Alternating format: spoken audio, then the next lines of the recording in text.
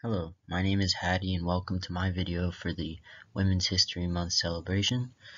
Today we're going to be talking about the First Lady of Song, the Queen of Jazz, Lady Ella Fitzgerald. Starting with her childhood, Ella Jane Fitzgerald was born on April 25, 1917 in Virginia. While she was in the 3rd grade before getting into singing, Fitzgerald loved dancing and would perform for her fellow students. Her role models as a kid include jazz icons such as the Boswell sisters, Louis Armstrong, and Bing Crosby. In 1932, when Fitzgerald was 15, her mother died from injuries sustained in a car accident. Her stepfather took care of her until April 1933 when she moved to Harlem to live with her aunt. For her early career, at age 17, on November 21, 1934, Ella Fitzgerald made her debut singing at the Apollo Theater at an amateur's night, and she ended up winning first place. She was denied the prize of being able to perform at the Apollo for a week because of her appearance. But in January 1935, Fitzgerald won the chance to perform a week with the Tiny Bradshaw Band at the Harlem Opera House. In 1938, Fitzgerald co-wrote and sang A Tisket, A Tasket, which became one of the best-selling records of the decade.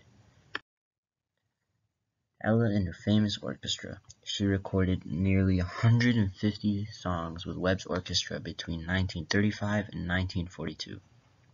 She made songs and collaborated with artists like Bill Kenny, the Ink Spots, Louis Jordan, and the Delta Rhythm Boys.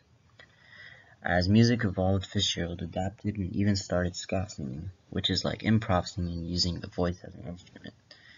Her 1945 scat recording of Flying Home, arranged by Vic Scoen, would later be described by the New York Times as one of the most influential vocal jazz records of the decade. Ella Fitzgerald was a civil rights activist, using her talent to break racial barriers across the nation. She was awarded the National Association for the Advancement of Colored People Equal Justice Award and the American Black Achievement Award.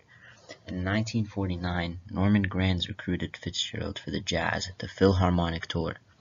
The Jazz at the Philharmonic Tour would specifically target segregated venues. Granz required promoters to ensure that there was no such thing as colored or white seating. Although she faced several obstacles and racial barriers, she was recognized as a cultural ambassador, receiving the National Medal of Arts in 1987 and America's highest non-military honor, the Presidential Medal of Freedom.